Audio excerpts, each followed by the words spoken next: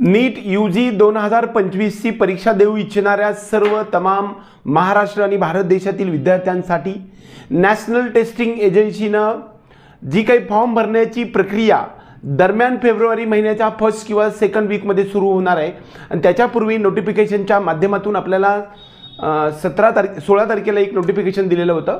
त्या नोटिफिकेशनमध्ये अपार ID करून घ्या असं आपण सांगितलेलं होतं। वास्तविक पाहता अपार म्हणजे automatic permanent academic account registry अशा त्याचा अपारचा लॉंग फॉर्म आहे। ज्या पद्धतीनं पॅन नंबर असतो त्याला परमनंट अकाउंट नंबर असतो, आधार नंबर हा आपला आयडेंटिफिकेशन नंबर आहे, त्यासाठी अपार ID काढून घ्या म्हणून सांगितलं आहे। वास्तविक पाहता अपारचा जो वेबसाईट आहे तो तुम्हाला सर्वांना माहीत आहे, www.apar.education.gov.in या वेबसाईटवर गेलं तर तुमचा अपार ID अगदी 5 मिनिटात निघतो। त्याच्यासाठी काही मूलभूत काही गोष्टी लागतात ते महत्त्वाच्या, पण त्याच्या अगोदर तुम्हाला सर्वात महत्त्वाची गोष्ट सांगायची आहे की आधारवरचं नाव बदलून घ्या अशा प्रकारचं कन्सेप्ट पाठीमागच्या काही दिवसापासून आपल्या समोर आलेलं आहे। तर आधारवरचं नाव कशा पद्धतीने बदलून घ्यायला पाहिजे या संदर्भात अगदी क्लिअर कन्सेप्ट मी तुमच्यासमोर सांगण्याचा विचार करतोय। आपल्या सर्वांना एक महत्त्वाचा टॉपिक सांगणार आहे की ज्या विद्यार्थ्यांचं 10वीच्या बोर्ड सर्टिफिकेट किंवा पासिंग सर्टिफिकेटवरती जे नाव आहे ते नाव ज्या स्पेलिंगमध्ये असेल त्या स्पेलिंगमध्ये तुमचे सर्व अकॅडमिक डॉक्युमेंट्स असायला पाहिजे असं माझं म्हणणं आहे किंवा सर्वांचंच म्हणणं आहे ॲक्च्युअली। मग ते नाव आणि आपलं आधारवरचं सेम नाव असेल तर काही आवश्यकता नाही बदल करण्याची। दुसरा महत्त्वाचा मुद्दा, ज्या विद्यार्थ्यांचं म्हणजे आधारवरचं नावावरचे स्पेलिंग जन्मतारीख आणि त्यांचा मोबाईलला लिंक नसेल तर मात्र तुम्ही आधार मोबाईलला एका लिंक करून घ्या। वास्तविक पाठीमागच्या काही गोष्टीमध्ये तुम्हाला सर्वांना एक कन्सेप्ट मांडण्यात आलेला होता की NTA ने आपल्याला अपार ID काढून घ्या म्हणून सांगितलं। त्यावेळेस आधारवरती जो नाव आहे त्या नावावरचं स्पेलिंग जे आहे ते आणि आपल्या 10वीच्या पासिंग सर्टिफिकेटवरचं नंबर नाव म्हणजे स्पेलिंग हे सेम असेल आणि त्याचा सिक्वेन्स पुढे मागे असेल तर काही हरकत नाही। एक्झाम्पल सांगायला गेलं तर आपल्या 10वीच्या बोर्ड सर्टिफिकेटवरती पाटील अजय भानुदास असं असेल आणि आपल्या आधारवरती अजय भानुदास पाटील असं असेल तर काहीही बदल करण्याची आवश्यकता नाही। म्हणजे कारण का जर समजा आधार बदलायला गेलं आणि तो सिक्वेन्स बदलायचं म्हटलं तर आधारच्या नियमानुसार संपूर्ण आयुष्यभरामध्ये फक्त नाव तुम्ही 2 वेळा बदलू शकता। मग ते बदलण्यासाठी तुम्हाला खूप साऱ्या म्हणजे क्वेरीज येणार आहेत, त्यामध्ये दुसरं डॉक्युमेंट सपोर्टिव्ह द्या म्हणून सांगितले आणि आपल्याकडे समजा ड्रायव्हिंग लायसन्स किंवा वोटर ID असेल किंबहुना पासपोर्ट असेल किंवा नॅशनॅलिटी डोमिसाईल असेल, या सर्ववरती जर नाव आपल्याला जर समजा 10वीच्या बोर्डनुसार असेल आणि आधारवरचं नाव जर समजा सिक्वेन्स वेगळा असेल म्हणजे सगळीकडे नाव अजय भानुदास पाटील असेल आणि आधारवरती पाटील अजय भानुदास असेल तर तुम्ही नाव बदलायची आवश्यकता नाही असं माझं म्हणणं आहे। आता काही ठराविक कम्युनिटीमध्ये मात्र आडनाव स्पेलिंगमध्ये खूप काही डिफरन्स असतो, तो मात्र तुम्ही चेंज करून घ्यायला पाहिजे। आणि जर समजा तुम्हाला दुसरं काही डॉक्युमेंट त्याला सपोर्टिव्ह मिळत नसेल आणि आधार अपडेट करायचं असेल तर मात्र तुम्हाला गॅजेट करावं लागणार आहे।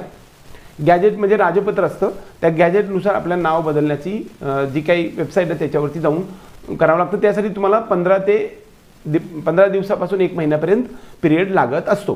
त्यामुळे आधारवरचं नाव आणि आपल्या पासिंग सर्टिफिकेटचे नाव जर सेम असेल, स्पेलिंग सेम असेल, फक्त सिक्वेन्समध्ये बदल असेल तर काही बदलण्याची आवश्यकता नाही। आता काही क्वेश्चन्स माझ्या समोर विद्यार्थ्यांकडून खूप सारे आले, ते म्हणजे आधारवरती नाव समजा एक्झाम्पल समजा 10वीच्या बोर्ड सर्टिफिकेटवरती विद्यार्थ्याचं नावच नुसतं आलेलं आहे म्हणजे अजय एवढं आलं आहे आणि मदर्स नेम आणि फादर्स नेममध्ये भानुदास पाटील आणि मदर्स नेममध्ये ताराबाई पाटील असं आलेलं आहे। तर मग काय करायला पाहिजे, तर बोर्ड म्हणजे CBSEच्या याच्यामध्ये आलेलं आहे। कधी कधी काय असं येतं आहे की अजय पाटील असं येते। सर्वात महत्त्वाचा टॉपिक मी सांगेल की सिक्वेन्स अजय भानुदास पाटील किंवा पाटील अजय भानुदास असं जरी असेल तर तुम्ही आधार कार्ड बदलायला आधारवरचं नाव बदलायला जाऊ नका। दुसरा महत्त्वाचा मुद्दा, सर्वात महत्त्वाचा याच्यामधून काय शिक घ्यायचं आहे, तुमच्या आधारला मोबाईल लिंक आहे का ते अगोदर पहा। जर तुमचा मोबाईलला एखादा मोबाईल नंबर लिंक नसेल तर तुम्ही ते लिंक करून घ्या। ती प्रोसेस तुम्हाला जे काही आधारचे काही ऑथेंटिकेशन करणारी काही सेंटर्स आहेत तिथे जाऊन तुम्ही करू शकता। प्रायव्हेट पण आहेत आणि गव्हर्नमेंटचे पोस्ट ऑफिसमध्ये सुद्धा असते। किंवा पासपोर्ट ऑफिसला सुद्धा असतं. म्हणजे ज्या ठिकाणी आहे त्या ठिकाणी तुम्ही आधार अपडेट करून घ्या. परंतु आधारला जर मोबाईल आणि ईमेल आय डी अटॅच नसेल तर तो लिंक करून घ्या. दुसरा महत्त्वाचा मुद्दा तुमचं जे काही डिजिलॉकर आहे ते पण करून घ्या. डिजिलॉकरला पण तुमचं आधार लिंक करून घ्या, आधार ऑथेंटिफिकेशन करून घ्या. त्याचबरोबर जे 10वीचं मार्कशीटवरती जे नाव आहे तशाचं तसं सेम जरी नसलं तरी सिक्वेन्समध्ये चेंज असला तरी काही हरकत नाही.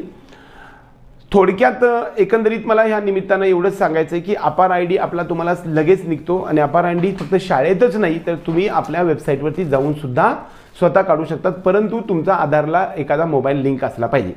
खूप वेळा एखाद्या मोबाईल म्हणजे आपले लहान मुलं असतात त्यावेळी त्यांचा मोबाईल नंबर नसतो, त्यामुळे एखादा पालकाचा नंबर त्याला अटॅच असतो. तर ते पालकाचा नंबर जरी लिंक असला तरी काही फरक पडत नाही, फक्त मोबाईल लिंक असला पाहिजे आणि तो मोबाईल नंबर मात्र चालू प्रकारे असावा. आणि मेल आय डी सुद्धा कधी कधी पालकांचा असतो, तर तो पालकांचा लिंक असेल तरी सुद्धा काही हरकत नाही. एकंदरीत आधार ऑथेंटिफिकेशन अपार आय डीच्या संदर्भामध्ये आणि आधारवरच्या नाव बदलाच्या संदर्भामध्ये तुमचे सर्व शंका निरसन झालं असेल असं माझं म्हणणं आहे.